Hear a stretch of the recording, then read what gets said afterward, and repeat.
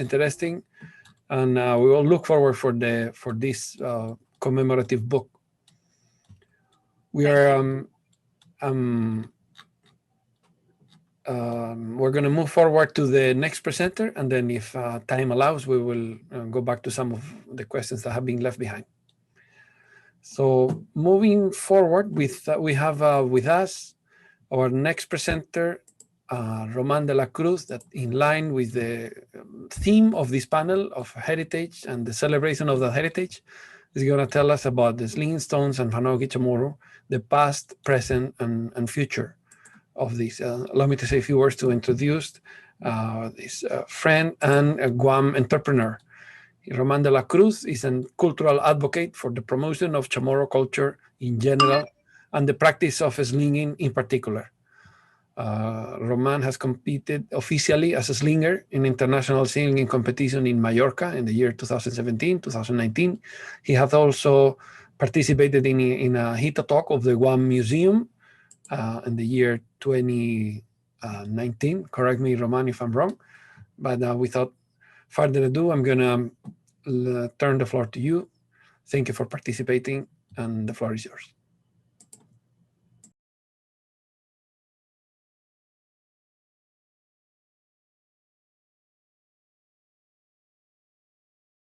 Your microphone, don't forget to unsilence your microphone, Roman, sorry.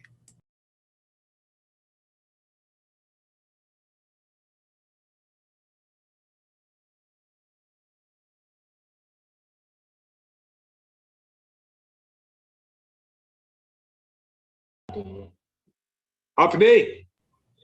There you go. Okay.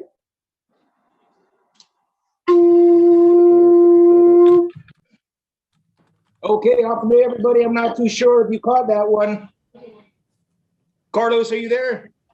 Yes, perfect. We got it. Okay, great, man. Okay, first of all, I just lost my video here, but that's okay. First, I just want to say thank you very much. It's an honor to speak here on behalf of something that we hold so dear, you know, with stone slinging. I'm here with my colleagues here at Marianas and Guma Mahiga. So for any of you guys who could see that, how do we get this camera to work here? Hello? It's working. It was working well, but attention with the microphone that might have been silenced by mistake. How about there? Perfect, perfect. Okay, sorry about all those discrepancies, but I'm here with my colleagues, fellow slingers and rockers, whippersnappers from Otsu Marianas and Guma Mahiga, who have been, we've all been anxiously attending your presentations. Excellent stuff. Auntie Judy, Dr. Cunningham, we're really stoked to be on this board review. But basically, we're here to talk about slinging stones of past, present, and future. You know, if you look at a lot of historical accounts of the Spanish when they're talking about warfare, they're in almost every single account, they're talking about not just the slingers, but the skillfulness of the slingers. But it's not only in warfare, they're also talking about slinging in the course of competition and sport. Understanding these things and understanding that we also had sling stone for sport, you know, in the past, really has a good way of showing a more sophisticated idea and embrace of stone slinging, which has further motivated us to continue slinging today. Initially, for myself, I've been slinging now for, I'd say, 13 years. And in that 13 years, I spent about 3 of those years just not being able to sling well at all. It was only until connecting with Gualo Rosario and Patrick Azuzu of Rhoda, finally slinging with them.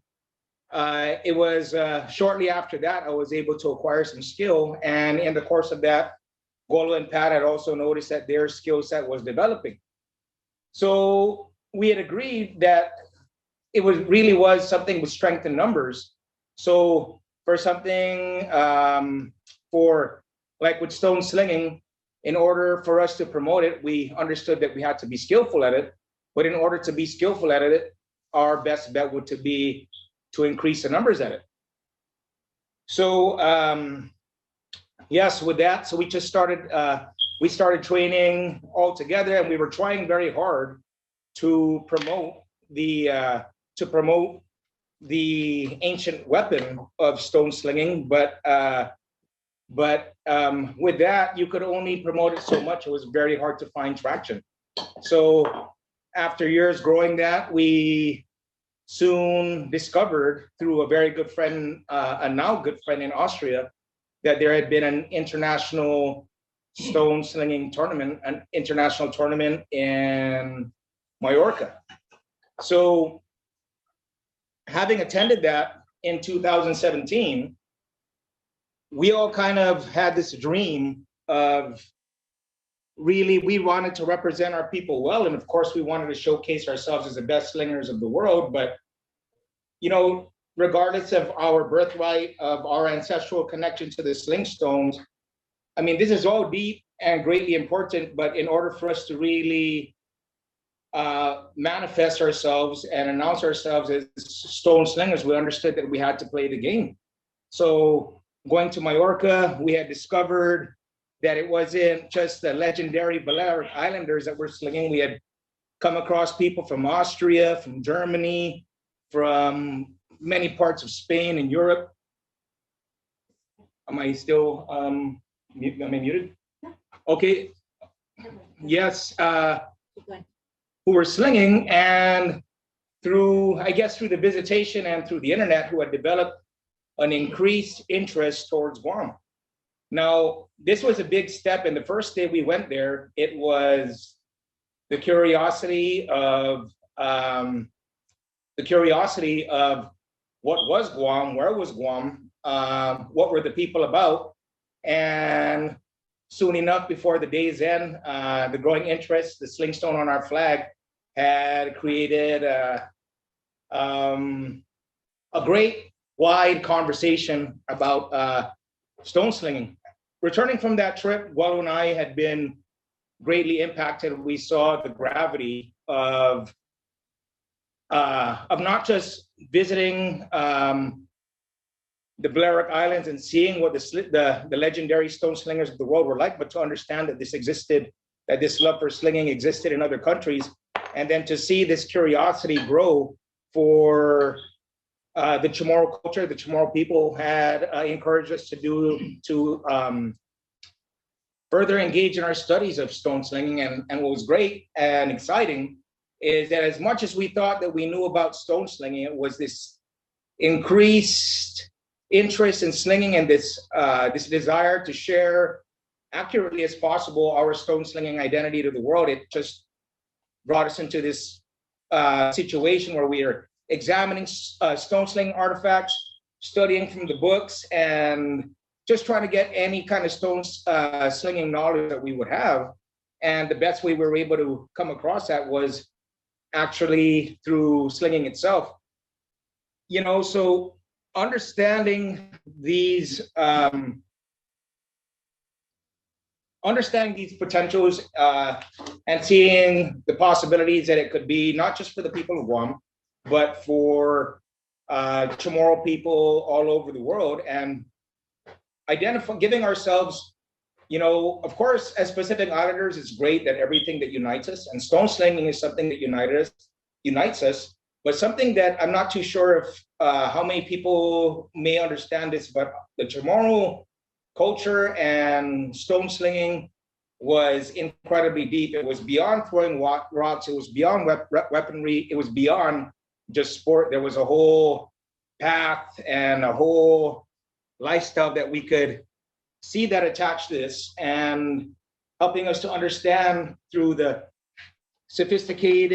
many sophisticated designs of many artifact sling stones.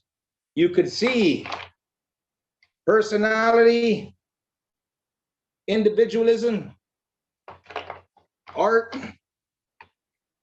and incredible aerodynamic proficiency from people who lived in caves and played with rocks. So just, I mean, among other things, so falling deeply in love with stone slinging and understanding what it could do for us as a people really brought us back to expanding the understanding of stone slinging, not just from a cultural perspective, but also from an artist perspective. And importantly, what's really evolving right now is from a martial artist perspective. If you look at technically, when you reflect on what martial arts is for, martial arts is for combative proficiency. And so you would think that martial arts would be engineered to for protection through destruction, right? But understanding now, if you look at many of our martial artists today, you're seeing the popularization. You're not just seeing fierce fighters, you're seeing incredible characters.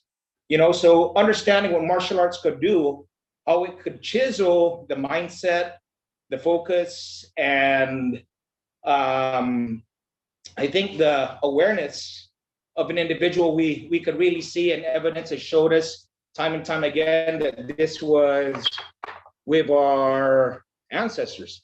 So these are aspects that we would love to cultivate with our people today, and not just as an act of respect for the ancestors, as an oath and as a pledge to the weapons that defended our people before, during, and now after the Spanish Chamorro War. We're ignited, and we're here to share what we have freely with the rest of people interested in re-embracing and reigniting slinging with Chamorros around the world, and with anybody who wants to connect with the Chamorro culture. So yes, with that being said, I would like to, before we would get into the Q&A, it really doesn't do us much to talk about ourselves too much, but really, I think the best thing that could be said is what is said from other people. So I'm going to leave you, before we get into our Q&A, with an excerpt from, there's the plan. Okay. In 2017, these two men turned up at the International Slinging meeting in Mallorca. This is from Alex Aardvark, the senior administrator for the only slinging forum in the entire world, www.slinging.org. In 2017, two men turned up at the International Slinging meeting in Mallorca. The meeting itself has been running for 5 years now, and to date, it's the only organized meeting of slingers of different nationalities anywhere in the world. So when a couple of guys turned up from Guam, a country nobody knew anything about, and most of us probably thought was somewhere in South America, it was a pleasant surprise. They traveled further by some margin than any other slingers. Friendly, enthusiastic, and generous to a fault, they carried huge backpacks full of rocks and merchandise halfway across the world to give away. After reading the article they had with them, they did seem surprised that I read the whole thing during dinner. I suspect everyone else had simply glanced at it and taking their ears off during the brief time they were there. It turned out that not only was the Guam flag a sling stone, but Guam itself had a long and prestigious history of slinging and slingers, coupled with a history of foreign occupation and concerted attempts to wipe out the Chamorro culture, something that after nearly 500 years still had not yet been achieved. Guello and Roman were determined to bring back slinging as a way of reconnecting with their ancestral culture. I like to think I had a small hand in what happened next. I've been developing ideas over the years on how to get modern people slinging. You can't do it by simply concentrating on historical or cultural aspects, as not everyone initially cares about that. You also can't do it by just concentrating on target slinging. When I get a sympathetic ear about slinging, I'll happily talk it off. So the lads went back to Guam, recruited what they seemed like an army, and built slinging cages, held regular competitions, fundraisers, reached out to their local golf course and started playing sling golf. They developed different types of slings, not just traditional ones, and quite frankly, achieved something no other country or slinging community has ever done. I believe they are currently upwards of 300 active slingers on Guam and growing fast. By active, I mean people who sling regularly, have taken part in competitions, and generally have a sling somewhere upon their person at a time. To put this into perspective, in the entirety of the Balearic Islands, Ibiza, Mallorca, and Menorca, there are probably less than 200 regular slingers. In the rest of the world, there might be a further 44 to 500, most of them part of Roman and Viking reenactor groups. I run slinging.org, the only dedicated slinging forum and website on the internet. To put this into perspective, there are thousands. Quick search just brought up 6,000 results of archery forums, not archers. There are millions of those, just forums for archers. Slinging.org has been around and active for 15 years. I've been a member for 13 of those and the administrator for the last 7 or 8. So if anywhere in the world has an interest in slings, I am generally the first port of call. I'm not sure anyone has the knowledge or perspective to really appreciate just how small the global slinging community really is. Numbers in the Balearic Islands are gradually going down and staying fairly stable in the rest of the world, where slingers tend to be widely scattered geographically. So when I watched what was happening in Guam over the last 12 months, I was both amazed and filled with elation to go from a few guys to reconnect with ancestral culture to a full-blown and modern culture of slinging and slingers in such a short space of time is completely unprecedented. Roll forward to March 2018 and the 5th International in Mallorca. Guam had promised to come back with a small army, and that's what they did. 6 active slingers. I suspect the total travel mileage exceeded the rest of us combined, covering all categories from women to children. Did they come up to make numbers? Oh, hell no, they came to compete and to win. Josiah at 7 years old took home 3 trophies. What an adventure he had. Roman took 2 trophies, one for the most. Diana's in the competition. Brandy also took home 2 trophies. Again, to try and put this into perspective, all the top guys and women in the world were present, few as they are. Those trophies were not given away. They were won on general merit. Even if the Gomanians who did not win acquitted themselves well and will no doubt be back the next years with trophies in mind. In the first 4 internationals, most of the trophies are won by Balearic Islanders, with the occasional German, Spaniard, Austrian, or Englishman, myself taking the odd one. In the 5th and most recent international most considerable amount were taken by non-Spanish or Balearic Islanders, Guam taking the lion's share. It's a result unprecedented in the world of slinging and sport in general. For someone like myself who has been trying to promote slinging for so long with very little results, it's fantastic. The drive, enthusiasm, and sheer skill of Gomanian slingers has not only heralded a new era in the global slinging community, but has completely set new standards on how to promote slinging and slings. I'm looking forward with more than ever I thought the world would have to slinging become a true international sport. And with Guam, the Chamorro people, and the Chamorro spirit, the Fuckeye spirit in the forefront, I feel there's finally hope that the slinger will not die out, but eventually become a common figure in the sporting world. Alex Ardbart. So, did my microphone work for that one? Okay, well, that is spoken by Alex Ardbart. There's so much more, I think, that could be said and shared, but we'll leave the rest to you guys. First, yes, Carlos. Oh, fantastic. Thank you, Roman. Thank you, Mr. Dela Cruz, for this amazing presentation. I'm following the chat. It's bursting with comments of congratulations and for encouragement of this amazing work that you guys are doing. But we also have a number of questions for you. Are you okay? You want to say something else, or you want me to go ahead with the questions? What I would like to first say is, for anybody who's interested, the soul of what we're talking about, especially with Dr. Carlos here, what we're talking about was really discussed thoroughly in the HITA Talks presentation at the Guam Museum. That is all available for you on www.fuckeye.tv. All the details for the link to that slinging HITA Talks, slinging at the Guam Museum, is available on www.fuckeye.tv. Please give it a chance. It's a pretty long conversation, but it talks about a lot of great, important, exciting stuff from the perspective, not just from a Chamorro, but of a slinger, of a Pacific Islander, of a human being. Fantastic. Yes, indeed. And I have to say, my honor and my privilege to share the stage with you on that occasion. I'm going to go ahead with the questions because we have a number of them and they keep on coming up. So let's go for it. You have the first question from Christian Sam. It was great that you came and participated in Spain with me and the other international slingers, Fokai, Chatupat, etc. And then Robert Underwood is asking you, Roman, could you see any development in the stones over time, in the sling stones over time? Yes, well, what we could see in development stones over time, but what we had noticed is that it's hard to carbon date stones, so it's hard to know what kind of what there were in the timeline. But what I have here is a good variety of different kind of sling stones that are assembled throughout, from sources from around the Mariana Islands. If you look at this, in this case, you'd see this is clay, and this is a technique who had educated me. Thank you, Auntie Judy, for the information. This is called burnishing. This is a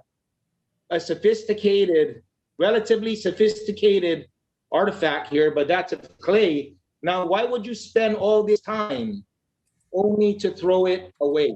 Now, that's a question. But on the opposite end, we would see we have this sling stone, which you see with all its ornaments and the spirals there. So you can see the artistic focus of the sling stones, but it goes all the way from short and stubby. You got long and even flat. And then you have what we are really been recently examining, which is really showcasing a very sophisticated slinging identity. It's these three-sided sling stones, as opposed to your classic round circle-shaped sling stone, which would spiral through the air like this.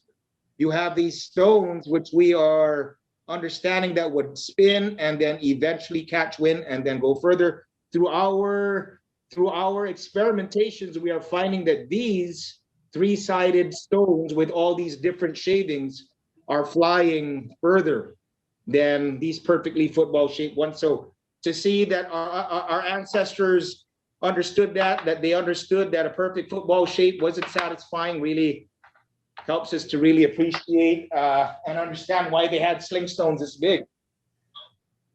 But okay, there, Doctor, I'm sorry, I'm not too sure if that answers your question. I think probably not. I think it is on the contrary. I'm moving forward because we have a number of questions, and I'm reading the next one. Michael Phillips is asking you, in a non-Chamorro production months ago, he heard reported that the most developed and advanced sling stones ever produced came from the Marianas, made by Chamorros.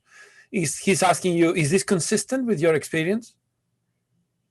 And from my understanding, man, I'm very impressed with the slings of the Balearic Islands, and with the stones and ammunition of the Balearic Islands. They are, there's a reason why they're legendary. We'd seen some sling stones of them where they had blades carved out, where they had symbols, logos carved out. But in terms of aerodynamic efficiency, I could only say, because I've examined Chamorro sling stones more than I have any other, I would say that we were very sophisticated, and I would put it up there because our three-sided stones, I mean, the flight advantage, as you see for this other, is tremendous. Thank you. The next question is from William Ware. He would assume that you have experimented with different stone shapes and slinging techniques. Could you elaborate a little bit and give some details of such experimentation? Such experimentation, yes, it's well, we've been, of course, when you're going to be taught slinging, just like you're taught throwing the ball, the last thing you want to see is that you don't want to tell the guy there's so many ways to throw a ball. You want to just show him one certain way. So I would say the standard way, there are very many different ways of slinging, and there's the classic wind, and then there's a horizontal wind, there's a vertical wind, there's the forward low wind. But there are a lot of ways to sling. So it's been, there was a theory before that one of the older historians, here I don't want to say his name, but he truly believes that the Chamorros didn't, and their school of thought is that the Chamorros didn't whine when they slung. And although I could see where he may be coming from, just after slinging so much time, even if you teach 10 people how to sling the exact same way, and you leave them alone for 1 month, and you don't tell them any other way, when you come back, they're going to be slinging differently from each other. Why? Because of personal style and flavor. So with us, yes, I'd say between our regular slinging group, we have at least 10 different slinging styles. So it's been important for us to experiment with stones, not just with stone shape, but also with stone density, with stone make, and understanding how these stones fly in rain, how they fly in hot weather and whatever. So something for us to remember is that our ancestors had a lot of time. Our ancestors had a great understanding of hydrodynamics. Our ancestors had a great understanding of the stars. So I think they had their atmospheric awareness was great. So it was very clear that they were able to apply these into the stones. And thankfully that artifacts still exists in the ground or in many collections for us to examine closely. And now that we have a higher quantity of people that are slinging stones, is now we can look at this not just from a scientist's point of view, but from an athlete, from an actual person's point of view. So I'll put it this way. Initially, when I had first started slinging, I had received 28 artifact sling stones as a gift from a friend who believed that she was on to the next life.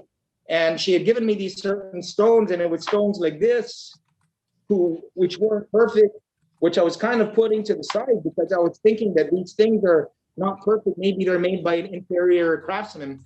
But then later it was only like 10 years after slinging where I started to look at the stones and said, oh my God, these were actually probably made by the superior craftsman because of their knowledge of flight and of all these little intricate details. So hanging around, spending time, stone slinging and traditional seafaring have been closely related. So communicating with the master navigators and seafarers from the other islands and understanding looking at their knowledge of as they're shaping the hulls and all of that and their knowledge of the wind, he said, oh my God, it's only natural that our ancestors would be rocket scientists. Mm-hmm. Understood. Amazing. I'm going to move forward to the next question. And thank you, Roman, for addressing the previous one. From Heidi Chargolaf Kenga, we have her comments. Just Mase, Roman, for sharing with the Cultura and Chamorro Foundation, and Unohit when you put on the Atupat workshop in Long Beach, California, with your dancers and families. That's a comment. And we have from Lavan Guerrero, Meno, what an amazing presentation. Is there any spiritual significance with the stones?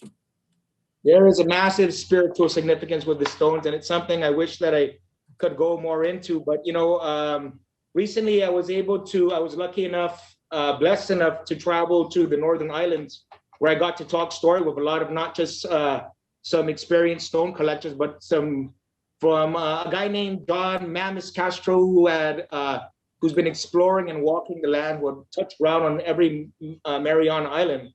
And he was able to share some really great insight on some of the findings that he had come across and open up a conversation with other historians here that we had come across. And knowing that there were more than 100 graves that were found with sling stones buried with them. Everything from regular sling stones put to the hip, sling stones put close to the skull, sling stones put inside of the skull, sling stones, couple buried with 60 sling stones, individual buried with 30 sling stones, 2 individuals buried with more than 150 sling stones, and 2 of those people being women. So you're understanding these things and why, when you look at other aspects of the Chamorro life, of Chamorro history, you'll know that you can take note that we had a very, we had a very strong belief in the afterlife, and to understand that our ancestors were placing stones, not multitudes of stones, elite stones, freshly done stones with their ancestors, kind of shows that not only did they have this belief in their afterlife, but their belief was so deep that they wanted their ancestors to pass on with the sling stones, move forward with the fish hooks, because they believed that they were continuing their way of life. And it's funny when you look at it, and when people talk spirit, you know what I mean? It's very easy to think that it's just this ghost floating around the air, you know what I mean? But if they really were looking to feed the spirits of their ancestors, and now the people today, hundreds if not thousands of years later, are ignited by the fact that our ancestors were buried with sling stones, and